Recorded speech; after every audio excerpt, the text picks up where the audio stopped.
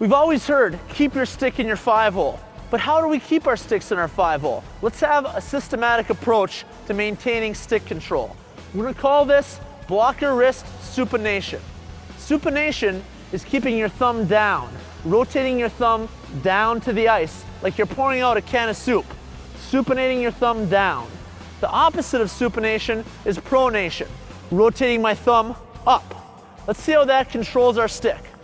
When I'm in my stance, we can see that my stick is in my 5-hole, my wrist is supinated. My thumb is pointing down to the ice. What happens if my wrist pronates? All of a sudden, my stick leaves the 5-hole. When I'm moving around and my blocker wrist pronates, my stick is falling behind. But now, if I'm in my stance and I have a supinated blocker side wrist, my thumb stays down and my stick stays right in my 5-hole.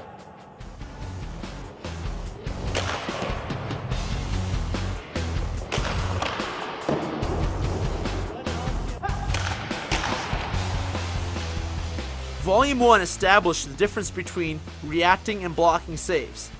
Now we will go further to break down save execution by understanding the difference between stationary and dynamic saves.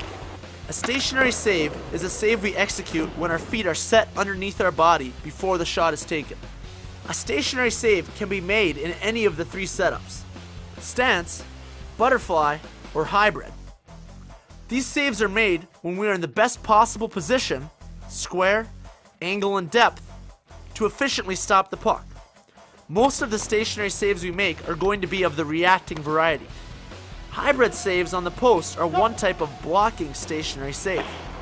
The foundation of position is set feet. A goalie that can set his feet with squareness while being on angle and maintaining good depth should be able to control the puck easily. A dynamic save is a save we make while sliding or shifting. Examples of a dynamic save are a butterfly slide to stop a backdoor pass on a 2-on-1. A butterfly push-off to stop a rebound inside the immediate scoring area. Paddle down wraps and breakaways are also examples of a dynamic save, since the goalie is moving both backwards and laterally. We'll be taking a detailed look into breakaways later in the video. Finally, there is a dynamic save we use even when our feet are set before the shot is taken. This save is called a center shift. We use a center shift when the shot originates from wide on the rink, red, blue, or dot angles, and the shot is to the middle of the net or far side.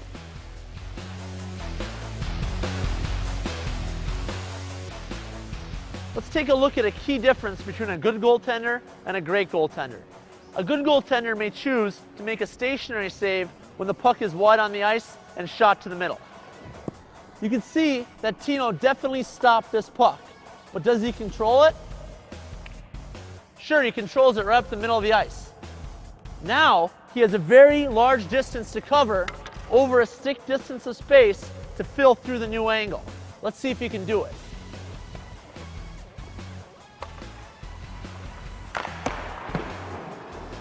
Good.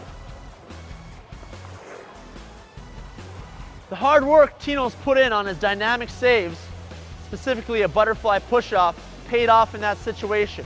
When you don't control rebounds, rely on your movement to make up for that difference. Now let's see what a great goaltender may do in this situation to keep from having to make that push-off save. Puck shot from wide on the rink to the middle, Tino will execute a center shift, shifting right into the puck, boom. Now he's ready to take a face-off in the zone instead of having to scramble all over to play rebounds.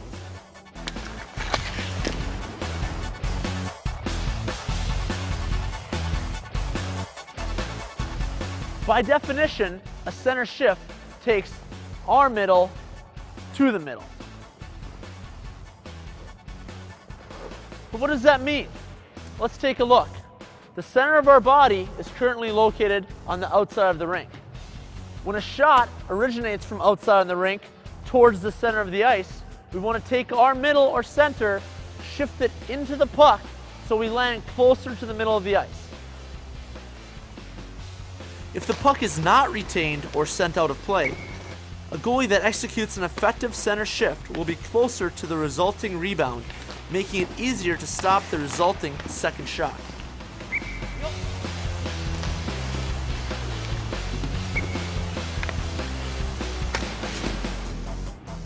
Ultimately, you will need to experiment on your own to reach a conclusion of when to use a center shift. My advice is to identify your goal given your read of the play, taking in all the possibilities, then make your choice accordingly. Actively tracking and staying visually attached to the puck off the shooter's stick gives us a great deal of information. One question this info answers is the shot to the left, to the right, or directly at us? I call this concept on angle versus off angle. Identifying the difference between these two shot locations and practicing the associated save techniques will help you control the puck. An off-angle shot is a shot that's outside of a goaltender's shoulders or knees. We use a push method save to actively control and intercept these shots.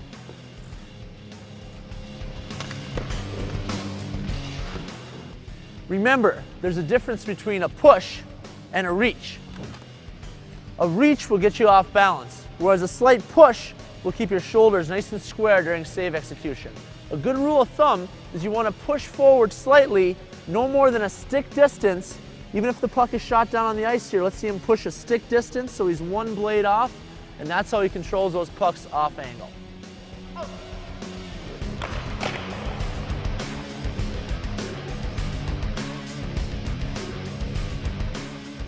If your shoulders open up during save execution,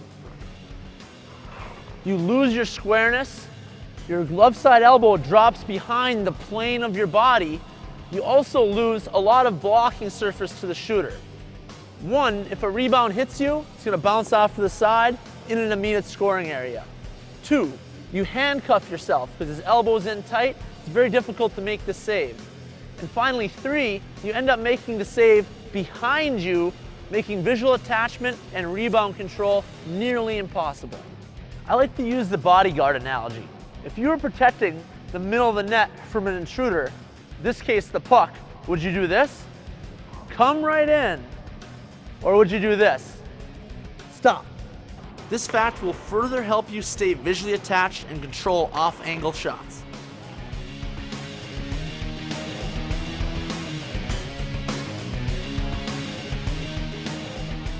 On-angle shots are those shot between the shoulders and the knees. Contrasting with the push method that we use for off-angle shots. For on-angle shots, we're going to use a pull method.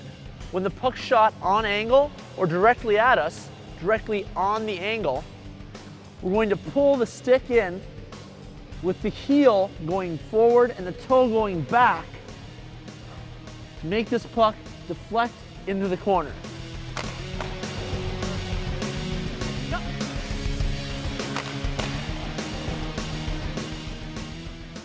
On the blocker side, we're going to do the same thing, but in a slightly different fashion, bringing the heel back and toe forward, having the puck going into the blocker side corner.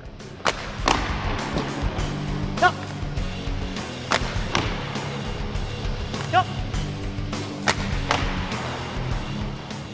Make sure that there's no gap between the stick and the pad. We're not absorbing the puck and leaving it in the immediate scoring area. What we're doing is we're taking the energy of the puck and redirecting it to the corner. So we need to make sure there's no gap. So we bring it in tight, the puck will hit and go into the corner. Perfect.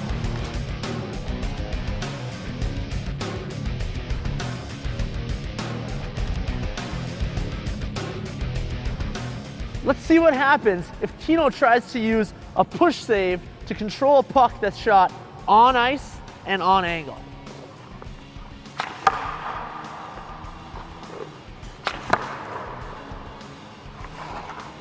You can see that when Tino went down and pushed towards the puck, he stopped both pucks. That's 100% save percentage. But what would happen if those pucks were played out in a game? Pucks were bouncing to the left, to the right, off his chest. Maybe a few pucks would squeak through his arms. That's not consistent. A great goaltender will use a pull save in this situation to consistently control the puck out of immediate scoring area.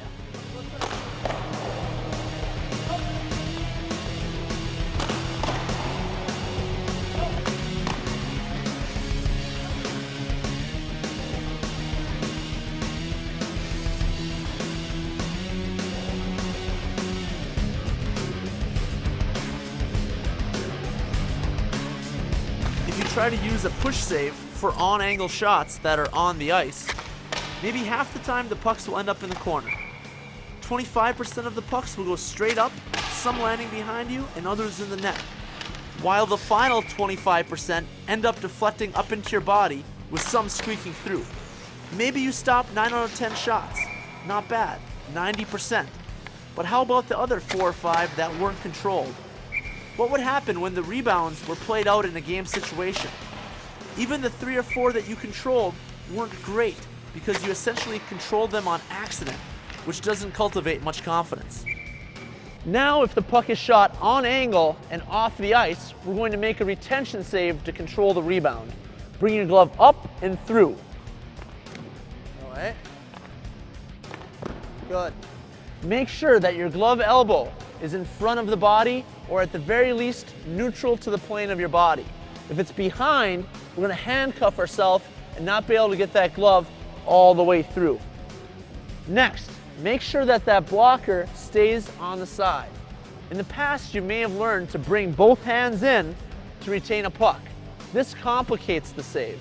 The puck has a good chance of hitting the blocker and bouncing off the side.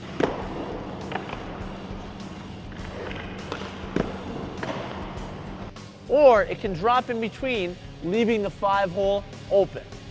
Make sure to get that glove in and retain that puck on your chest or stomach when the puck is shot on angle and off the ice. Overall, the retention save is a great technique to master. If you can get into great position before the puck is shot, many pucks will hit you directly in the chest or stomach.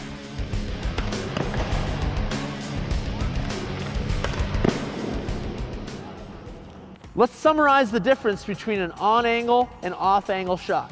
An off-angle shot is a shot that's outside of our shoulders or outside of our knees. We use a push save to control these shots.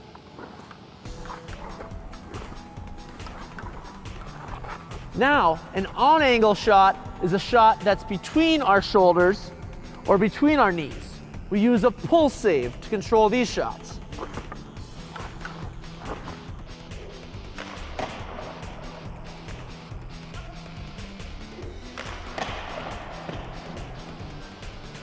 Identifying the difference between these two shot locations will give you consistent control of the puck, which will bring you one step closer to great goaltending. Now we'll take an even more detailed look into identifying the shot elevation. The principles we are working with are hand-eye coordination and rebound control. My studies have shown that we experience the greatest hand-eye coordination when the object that we are trying to catch is closer to our eyes. Try it yourself. As a goalie, we want to maximize our hand-eye coordination by getting our eyes as close to the puck as possible. When the puck is shot high, up by Evan's eyes, he's going to stand up to make the save, effectively getting his eyes as close to the puck as possible to control the puck.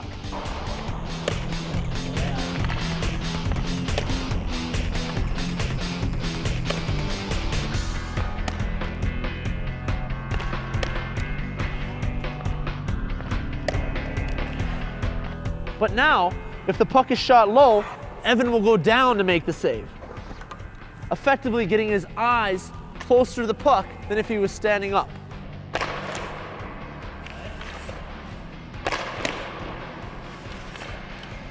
By getting our eyes as close to the puck as possible, we maximize control in all of our saves.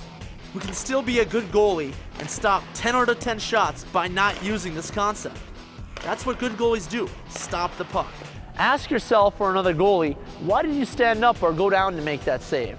If they just shrug their shoulders and say, I stood there because it was coming right at me, that means they failed to identify one of the keys to greatness. Standing up for these shots doesn't consistently control the puck.